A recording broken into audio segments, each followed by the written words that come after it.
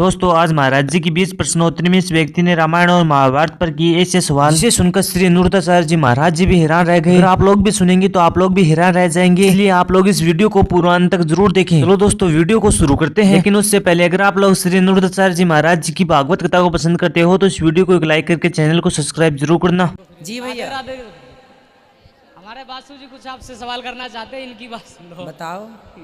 गुरुजी आपको राम राम है। राम राम। गुरुजी मेरा नाम अनिल है सर, मैं कानपुर से आया हूँ। तो सर मेरा कपड़ों का काम है, तो कुछ गैर लोगों के सब मतलब मीटिंग चल रही थी, तो उसमें कुछ उन्होंने कुछ सवाल किए, मतलब मेरे पास जवाब भी नहीं था। एक डॉक्टर साहब आए थे, वो भी खड़े हुए थे हमारे साथ ही। उनसे उन्होंने पूछा नमस्ते का मतलब क्या होता सर। तो मुझे तो नहीं मालूम था। उन्होंने कहा मुझे भी नहीं मालूम। बहुत से लोग वहाँ खड़े थे, उन्होंने कहा मुझे भी नहीं मालूम। हमने साहब से लोग बोलते हैं नमस्ते, यानी कि उनका आदर करना, तो मुझे भी नहीं मालूम। तो मैंने कहा कि हो सकता है शायद ऐसा हो। तो उन्होंने कहा नमस्ते मतलब ये होता है कि नमा माने कि मतलब कि झुकना, अस्ते यानी कि ईश्वर किसी गैर के आगे मत झुकना है। इसका मतलब नमस्ते होता है कि ईश्वर के आगे झुकना, किसी गैर के आगे नहीं, यानी हर किसी नमस्ते नहीं करना चाहिए। तो इसके बारे में आप क्या बता देंगे? नमस्ते गणपतये। नमस्ते, नमस्ते का अर्थ होता है यह प्रभु हम आपको नमस्कार करते हैं। हे प्रभु हम आपको नमस्कार करते हैं। आप जैसे अपने बड़ों से नमस्ते करते हैं, उसका भी अर्थ यही होता है कि हम आपको नमस्कार करते हैं। हम आपके चरणों में अपने आप को समर्पित करते हैं। अपने से श्रेष्ठों को आप नमस्ते मीन्स प्रणाम मीन्स नमस्कार कर सकते हैं। तो भगवान को भी प्रणाम कर सकते हैं, माता पिता को भी प्रणाम कर सकते हैं, गुरुजनों को प्रणाम कर सकते हैं, बड़ों को प्रणाम कर सकते हैं। सिर्फ भगवान को प्रणाम करें और किसी को नहीं। हाँ, भगवान को तो भगवान ही मानेंगे, पर अपने माता पिता को भी तो हम नमस्कार करते हैं। जी जी। तो नमस्ते का अर्थ होता है नमस्कार। हम आपको नमस्कार, नमस्कार मतलब नमस्ते मीन्स आपको प्रणाम। और ये बोलते हैं कि वो गणेश शंकर जी ने अपने पुत्र गणेश जी का सर काट दिया था। हाँ। अगर वो भगवान थे, उन्होंने कटा हुआ सर वापस क्यों नहीं जोड़ा?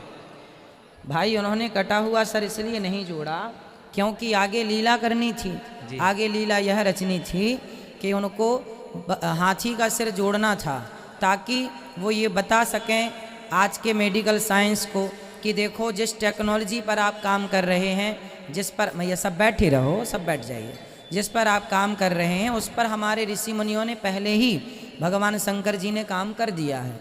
एक आदमी के धड़ पर एक हाथी का सिर जोड़ना ये चुनौती है कि नहीं? जी सर, चौथी पर उन्होंने कटा हुआ सर क्यों नहीं जोड़ा? कटा हुआ सर इसलिए नहीं जोड़ा क्योंकि उस समय शंकर जी ने ये कहा कि जो माँ अपने बच्चे की तरफ पीठ करके सो रही है, पाँव करके सो रही है, उसका ही सिर चाहिए। तो वो लीला थी भगवान की। भगवान है कर्तुम कर्तुम अन्यथा कर्तुम सर्व सामर्थ्य, भगवान कुछ भी कर सकते हैं। तो समाज को वो ये भी करके दिखा दिए जो नहीं हो सकता, आश्चर्य है, असंभव है, वो शंकर जी ने कर दिखाया। इसलिए हाथी का सिर ले आके जोड़ दिए। पर सर ये लीला तो हम लोग जानते हैं ना, उनको थोड़ी ना मालूम। नहीं, इसका दूसरा कारण यह है जी, इसका दूसरा कारण यह है कि ब्रह्म वैवर्त पुराण के अनुसार, ब्रह्म वैवर्त पुराण के अनुसार गणेश जी का सिर शनि की दृष्टि पड़ते ही जलकर भस्म हो गया था। किसकी दृष्टि पड़ते ही? शनि की दृष्टि पड़ते ही जल करके भस्म हो गया था। तो वो सिर भस्म हो गया, इसलिए बोले कि अब सिर भस्म हो गया तो उसे भस्म हो जाने दो, अब हाथी का सिर जोड़ देते हैं। पर सर वो भगवान थे, नया सिर बना के लगा देते हैं। भाई नया सिर देखो, आपका नया सिर बना दिया कि नहीं माँ के पेट में? भगवान तो सब बना सकते हैं, पर लीला करनी थी बेटा, एक कार्य करना था। एक कार्य ऐसा करना पड़ता है ना जिससे समाज को प्रेरणा मिले आपको कुछ करने की। भगवान को तो जरूरत ही नहीं थी फिर कुछ करने की। एक को हम बहुत श्यामा, एक से बहुत हो गए। भाई एक बात बताओ, भगवान श्री कृष्ण जो हैं, गुरु जी का बेटा मर गया था, सांदीपनी जी का। तो मरे हुए बेटे जिसकी हड्डियां भी नहीं थी, जिसका कोई सिर नहीं था, पाँव नहीं था, कुछ भी, कई साल पहले मर गया था गुरु जी का बेटा। तो भगवान श्री कृष्ण ने उस मरे हुए बेटे को जिंदा करके लौटाया था। तो लौटा दिया कि नहीं जिंदा करके, है ना?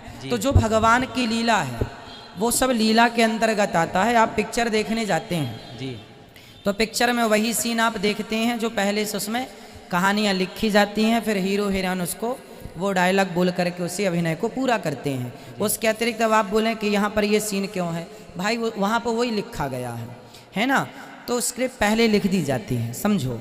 अब गुरु जी का बेटा भगवान श्री कृष्ण जिंदा कर सकते हैं, तो शंकर जी गणेश जी के उस सिर को भी ठीक कर सकते थे, पर लीला करनी थी। अब राम जी की पत्नी को रावण ले गया, तो क्या राम जी को पता नहीं था कि रावण लेके गया है? फिर ढूंढने की क्या जरूरत थी? हे सीता कहाँ हो? ये लीला थी बेटा, है ना, ये लीला करनी थी। रावण को, जयंत को राम जी ने एक बाण से परेशान कर दिया, उसे बचाने वाला कोई नहीं मिला, तो क्या रावण को राम जी वहीं से नहीं मार सकते थे? सर मार सकते थे। फिर लीला कैसे होती है, समझो, कहानी को बड़ा कैसे किया जाता। फिर आप और हम तक फिर गणेश जी की चर्चा कथा किस आधार पर पहुंचती? तो जन जन तक इसी बहाने लोग उन कथाओं को सुने, और कथाओं को श्रवण करने से उनकी बुद्धि निर्मल हो, इसी बहाने भगवत चिंतन होने से सब प्राणियों की सद्गति हो, उनका कल्याण हो, ये उद्देश्य होता है। मरे हुए बच्चे को भगवान कृष्ण ने जिंदा किया, ये कथा आपने सुनी थी कि नहीं? जी सर सुनी थी। तो फिर आप कह रहे हैं वो भगवान थे तो जिंदा क्यों नहीं किया?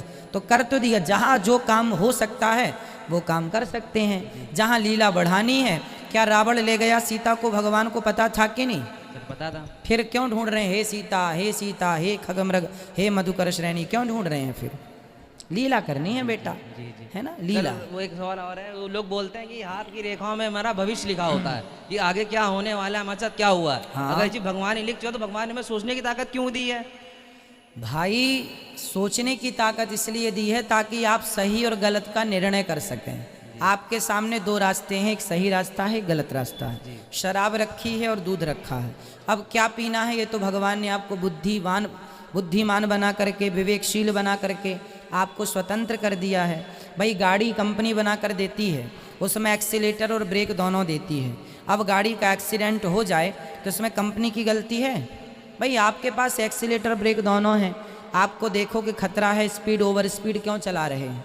आप हिसाब से चलाओ, जहाँ ब्रेक की ज़रूरत है ब्रेक, जहाँ एक्सीलेटर की ज़रूरत एक्सीलेटर। उसी तरह भगवान ने आपको बुद्धि दी है।